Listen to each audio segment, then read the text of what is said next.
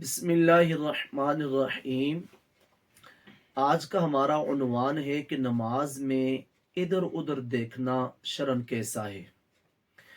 اگر کوئی بندہ نماز کی حالت میں اپنے آنکھوں کے کناروں کے ساتھ دائیں بائیں دیکھتا ہے اور اپنا منہ وہ دائیں بائیں نہیں گھماتا، صرف آنکھوں کے ساتھ دائیں بائیں دیکھتا ہے، تو یہ غیر مناسب ہے، مکروہ تنزیہی ہے۔ اس کو ایسا نہیں کرنا چاہیے کیونکہ یہ خشوع اور خضوع کے منافی ہے۔ اگر کوئی بندہ دائیں بائیں منہ گھما کر دیکھتا ہے کہ ادھر ادھر دیکھا ہے، ساتھ منہ بھی گھمایا ہے دائیں بائیں، تو یہ مکروہ تحریمی ہے اور اس صورت میں نماز کو دوبارہ پڑھنا واجب ہے۔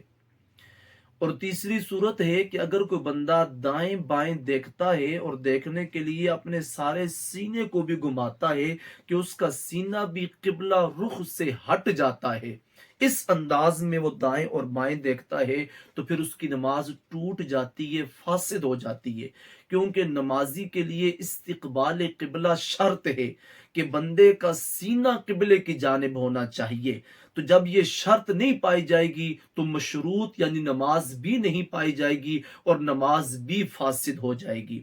نمازی کے لیے صحیح سنت طریقہ یہ ہے کہ جب بندہ قیام کی حالت میں کھڑا ہو تو اس کی نگاہیں حالت سجدہ، جس جگہ اس نے سجدہ کرنا ہے اس جگہ پر اس کی نگاہیں ہونی چاہیے۔